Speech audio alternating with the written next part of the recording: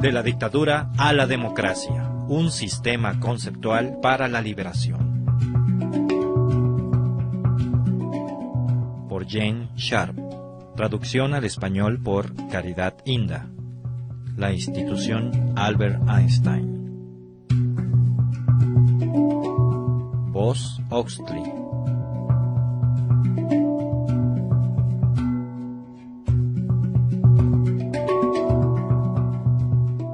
Capítulo 5. Ejerciendo el poder.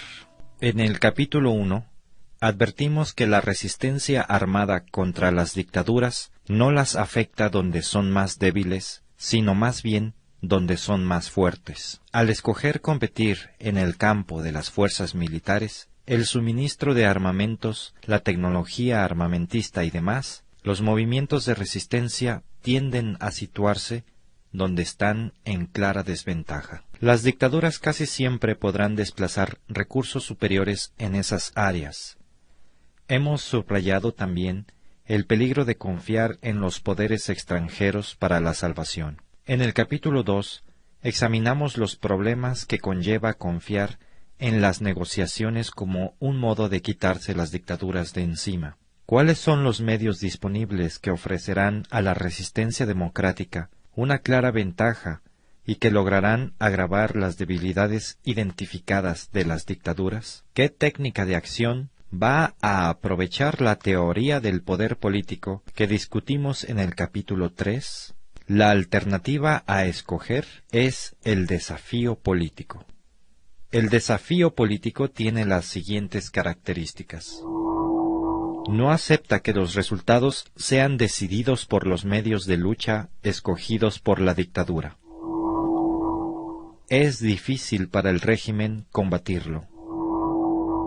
Puede agravar extraordinariamente las debilidades de la dictadura y negarle acceso a sus fuentes de poder. Puede dispersarse ampliamente en cuanto a la acción, pero también puede concentrarse en un objetivo específico. Conduce a errores de juicio y de acción por parte de los dictadores. Puede utilizar a la población como un todo y a los grupos e instituciones de la sociedad en la lucha y acabar con el dominio brutal de unos pocos.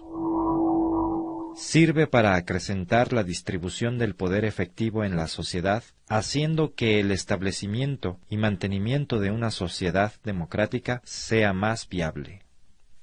La dinámica de la lucha no violenta.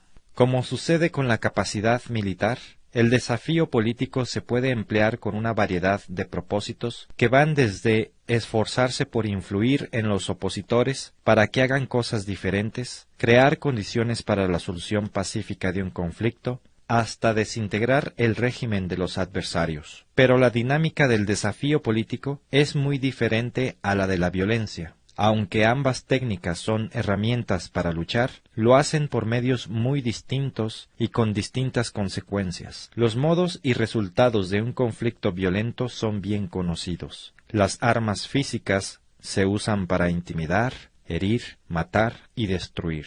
La lucha no violenta es una técnica mucho más variada y compleja que la violencia. A diferencia de esta, es una lucha que emplea armas políticas, económicas, sociales y psicológicas aplicadas por la población y las instituciones de la sociedad. A estas armas se les ha conocido bajo diversos nombres, como protestas, huelgas, desobediencia o no cooperación, boicot, descontento y poder popular. Como advertimos antes, todos los gobiernos pueden gobernar mientras, por medio de la cooperación, sumisión y obediencia de la población y de las instituciones de la sociedad, reciban el constante refuerzo de las fuentes de poder que necesitan. El desafío político, a diferencia de la no violencia, es el instrumento idóneo para negarle acceso al régimen a esas fuentes de poder. Las armas y la disciplina no violentas. El error común de las campañas improvisadas de desafío político es la dependencia o confianza en uno o dos procedimientos, tales como las huelgas y las manifestaciones. De hecho, Existe una multitud de procedimientos que les permiten a los estrategas de la resistencia tanto concentrar como dispersar la resistencia según haga falta. Se han podido identificar hasta cerca de 200 métodos de acción no violenta y, por supuesto, hay muchos más. Estos procedimientos se clasifican en tres grandes categorías: protesta y persuasión, no cooperación e intervención. Los métodos no violentos de protesta y persuasión son mayormente manifestaciones simbólicas que incluyen desfiles, marchas y vigilias, 54 métodos. La no cooperación se divide en tres subcategorías. A. De no cooperación social, existen 16 métodos. B. De no cooperación económica, el boicot inclusive, existen 26 métodos. Y huelgas, 23 métodos. Y C. De no cooperación política, existen 38 métodos. La intervención no violenta mediante procedimientos psicológicos, sociales, económicos o políticos tales como el ayuno, la ocupación no violenta y el gobierno paralelo, existen 41 métodos, es el último grupo. Una lista de 198 de estos métodos se incluye en el apéndice de esta publicación. Es probable que a cualquier régimen ilegítimo les cause graves problemas el uso de un número considerable de estos métodos, cuidadosamente escogidos, aplicados persistentemente y en gran escala, fundidos en el contexto de una sabia estrategia y de tácticas apropiadas por civiles adiestrados. Esto es aplicable a todas las dictaduras. Los procedimientos de la lucha no violenta pueden enfocar directamente los asuntos más inmediatos, lo cual no es posible con los medios militares. Por ejemplo, ya que el problema que presenta una dictadura es esencialmente político, sería muy importante aplicar las formas políticas de la lucha no violenta. Esto incluiría la negación de la legitimidad a los dictadores y la no cooperación con su régimen.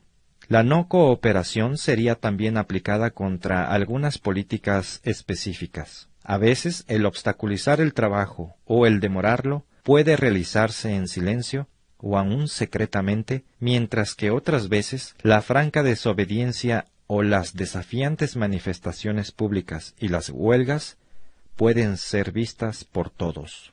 Por otra parte, si la dictadura es vulnerable a las presiones económicas, o si muchos de los agravios del pueblo son económicos, entonces la acción económica, como el boicot o las huelgas, puede ser el procedimiento apropiado para la resistencia. Los esfuerzos del dictador por explotar el sistema económico pueden contrarrestarse mediante huelgas generales limitadas, demoras en el ritmo de trabajo o por la negación de ayuda o desaparición de parte de los expertos. El uso selectivo de diversos tipos de huelgas puede enfocar puntos clave en el proceso manufacturero, en el transporte, en el suministro de materias primas y en la distribución de productos.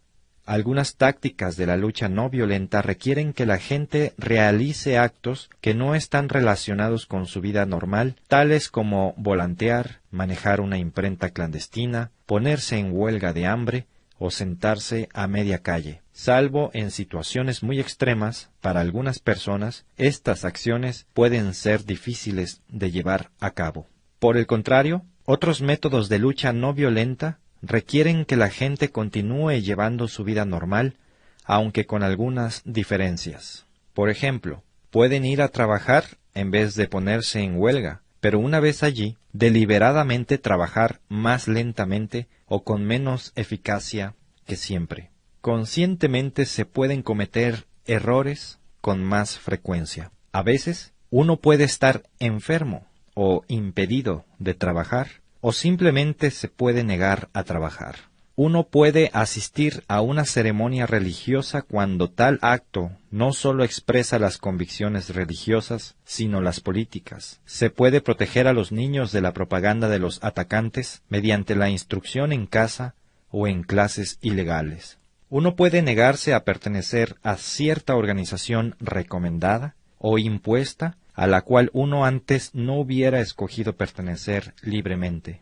La semejanza de tal tipo de acción con las actividades acostumbradas de las gentes y el grado limitado de desviación de la vida normal puede hacer que la participación en la lucha de liberación nacional sea mucho más fácil para mucha gente. Como la lógica de la lucha no violenta difiere en muchos aspectos de la acción violenta, hasta una violencia limitada sería contraproducente durante una campaña de desafío político porque desviaría la lucha hacia un campo donde los dictadores tienen una ventaja abrumadora, la contienda armada.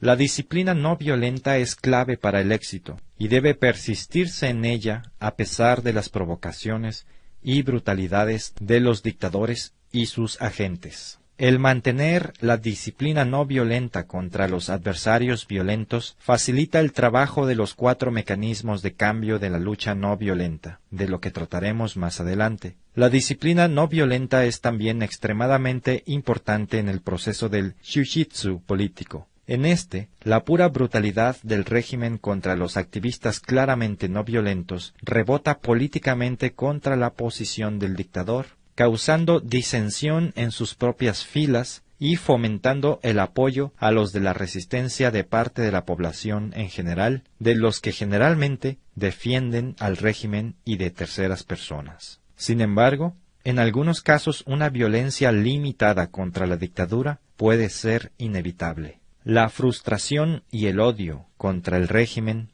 pueden explotar violentamente, o bien ciertos grupos pueden no estar deseosos de abandonar el uso de medios violentos, aun cuando reconozcan el importante papel de la lucha no violenta. En estos casos no es necesario abandonar el desafío político. Sin embargo, será necesario separar la acción violenta lo más posible de la acción no violenta. Esto ha de hacerse en términos geográficos, de sectores de la población, de tiempo y de problemas. De otro modo, la violencia puede tener efectos desastrosos sobre el uso del desafío político, el cual potencialmente es mucho más poderoso y eficaz. La historia indica que aun cuando se espera que haya víctimas, tanto muertos como heridos, en el desafío político las habrá en número mucho menor que las que se producirían en la contienda armada. Es más, este tipo de lucha no contribuye al ciclo interminable de matazón y brutalidad. La lucha no violenta requiere una pérdida del miedo y un mayor control sobre sí mismo, por una parte, y tiende a producir este efecto frente al gobierno y su represión brutal. Esa pérdida del miedo o el control sobre sí mismo es un elemento clave para destruir el poder que los dictadores tienen sobre la población en general. Franqueza, clandestinidad y comportamiento intachable.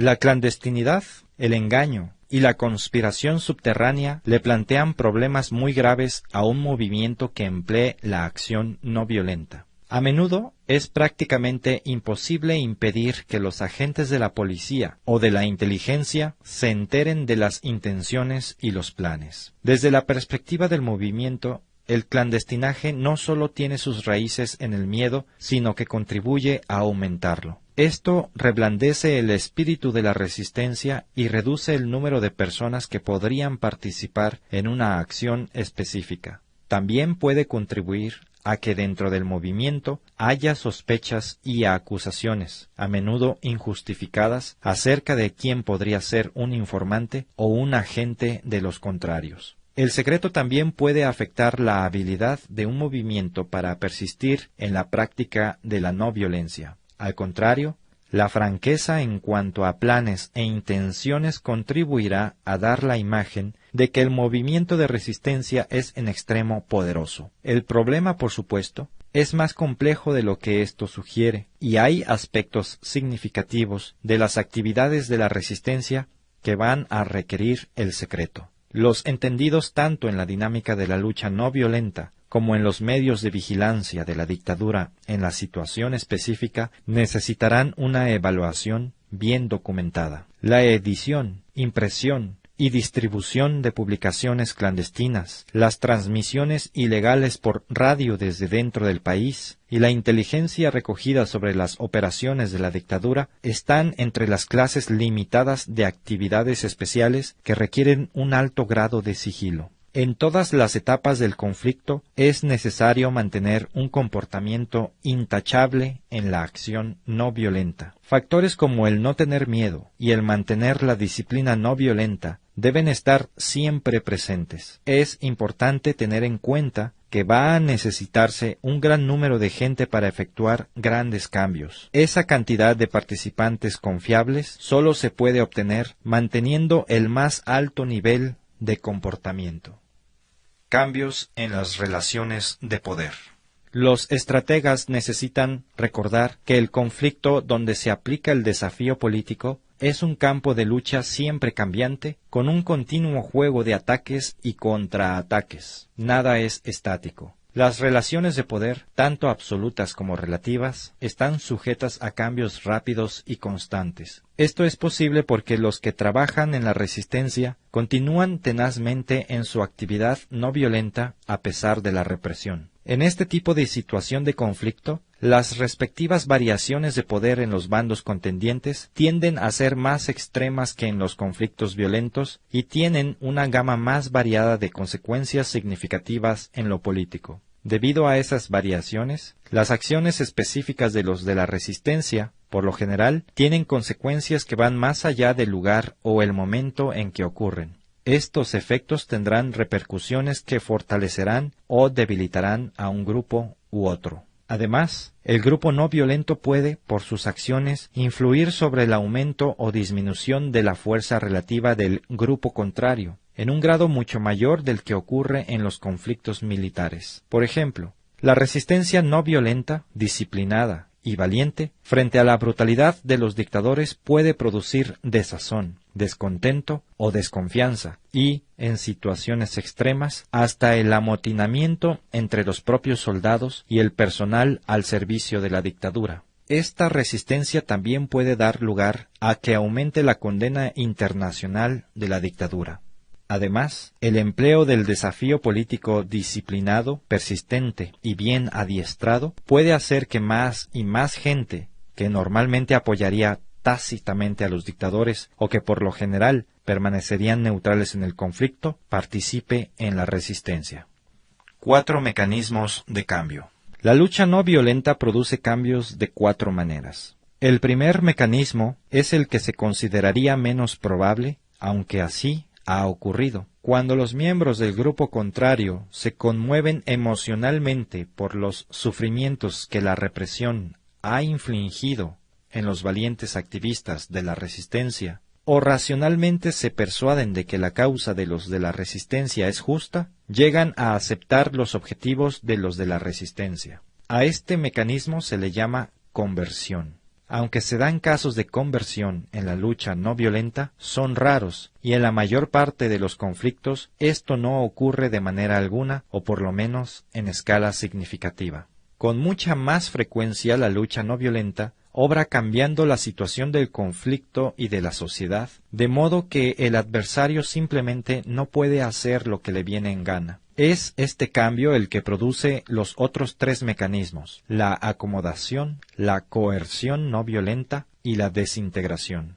Cuál de estos ocurra dependerá del grado en que las relaciones de poder, absolutas o relativas, hayan cambiado a favor de los demócratas. Si las cuestiones a debatir no son fundamentales, las exigencias de la oposición en una campaña limitada no se consideran amenazantes, y la confrontación de fuerzas ha alterado las relaciones de poder en alguna medida, el conflicto inmediato puede terminar por medio de un arreglo al que se llegue cediendo cada parte algo, contemporizando. A este mecanismo se le llama acomodación. Por ejemplo, muchas huelgas se resuelven de esta manera. Ambas partes consiguen algunos de sus objetivos, pero ninguna obtiene todo lo que quería. El gobierno puede percibir que un arreglo semejante trae algunos beneficios positivos, tales como disminuir la tensión, dar una impresión de equidad, mejorar la imagen internacional del régimen. Es importante, por lo tanto, que se tenga gran cuidado al seleccionar los puntos por los cuales el arreglo por acomodación resulte aceptable. La lucha por derribar la dictadura no es uno de esos. La lucha no violenta puede ser mucho más poderosa de lo que indican los mecanismos de conversión o acomodación. La no cooperación masiva y el desafío pueden cambiar la situación política o social, especialmente las relaciones de poder, de tal manera que los dictadores pierden la capacidad de controlar los procesos económicos, sociales y políticos del gobierno y la sociedad. Las fuerzas militares del adversario pueden volverse tan poco confiables que ya simplemente no obedezcan las órdenes de reprimir a los de la resistencia. Aunque los dirigentes del gobierno permanezcan en sus posiciones y sigan firmes en cuanto a sus objetivos originales, han perdido la capacidad de actuar con efectividad. A esto se le llama coerción no violenta. En algunas situaciones extremas, las condiciones que ha producido la coerción no violenta van aún más lejos. La dirigencia adversaria, de hecho, pierde toda su capacidad de actuar y se viene abajo toda su estructura de poder. La autoconducción, la no cooperación y el desafío de los de la resistencia se hacen tan perfectos que sus adversarios ahora carecen hasta del simulacro de control sobre ellos. La burocracia del adversario se niega a obedecer a su propia dirigencia. Las tropas de los adversarios y su policía se amotinan. Los simpatizantes y colaboradores del poder adverso repudian a sus antiguos dirigentes y les niegan derecho alguno a mandar. A partir de esto, la antigua obediencia y colaboración desaparecen. El cuarto mecanismo de cambio, la desintegración del sistema del adversario, es tan completo que éste no tiene siquiera poder suficiente para rendirse. El régimen se ha desintegrado. Al planificar las estrategias para la liberación, estos cuatro mecanismos deben tenerse en cuenta. Algunas veces operan por casualidad. Sin embargo, la selección de uno o más de estos como el mecanismo de cambio escogido para que obre en el conflicto, hará posible que se formulen estrategias específicas que se refuercen mutuamente. La selección de uno o más mecanismos dependerá de numerosos factores, inclusive del poder absoluto y relativo de los grupos contendientes y de las actitudes y objetivos del grupo no violento. Efectos democratizadores del desafío político. En contraste con los efectos centralizantes de las sanciones violentas, el empleo de las técnicas de la lucha no violenta contribuye a democratizar la sociedad de varias maneras.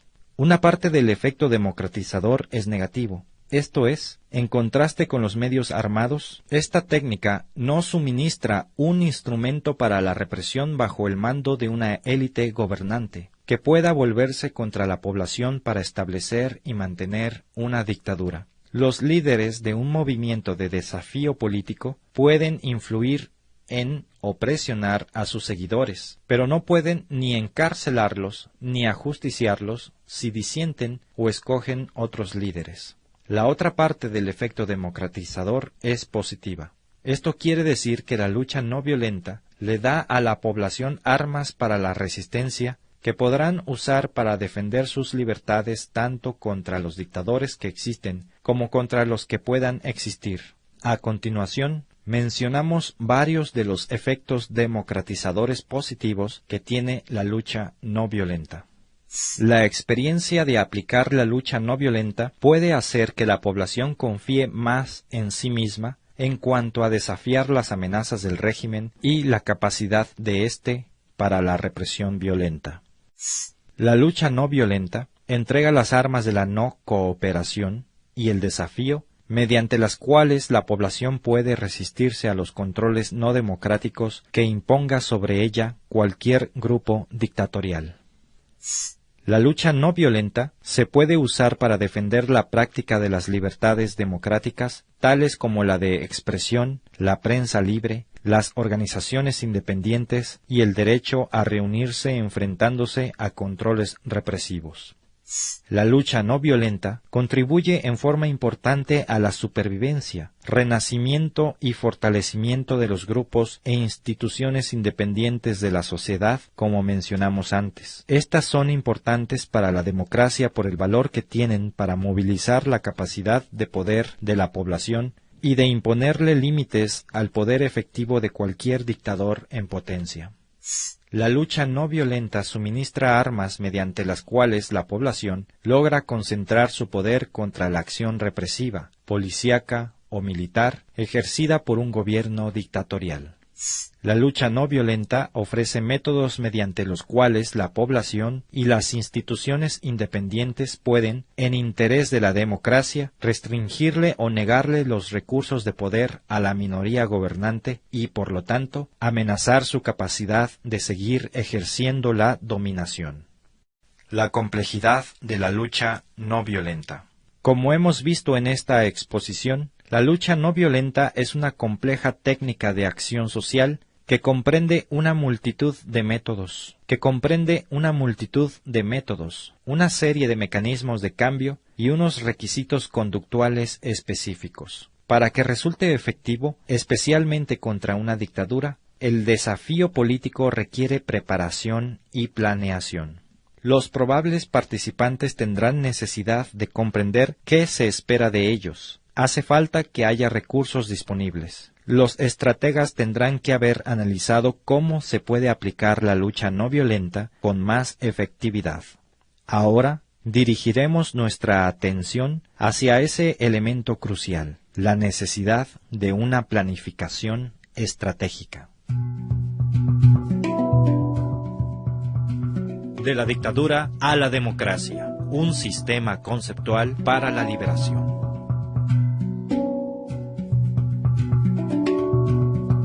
La misión del Instituto Albert Einstein es promover a nivel mundial el estudio y uso estratégico de la acción no violenta en casos de conflicto.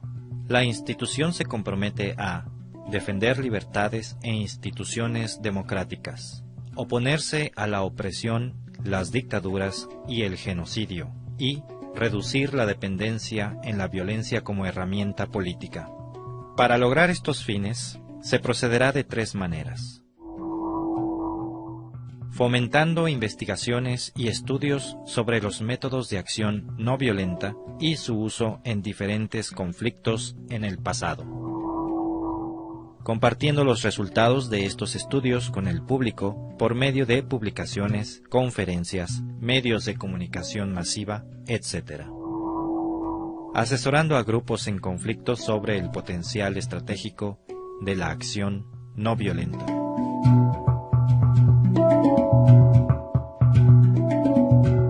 De la dictadura a la democracia, un sistema conceptual para la liberación.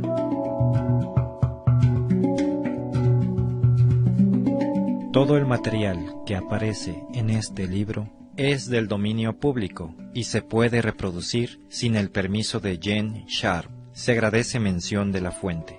Primera impresión, diciembre del 2003. De la dictadura a la democracia, se publicó primero en Bangkok en 1993 por el Comité para la Restauración de la Democracia en Birmania, conjuntamente con Keith Giant, el periódico de la nueva era. Desde entonces se ha traducido a más de 8 idiomas y se ha publicado en Serbia, Indonesia y Tailandia, entre otros países. The Albert Einstein Institution, 427 Newbury Street, Boston, Massachusetts, Estados Unidos de Norteamérica. Sitio oficial www.einstein.org. ISBN 1-880813-130.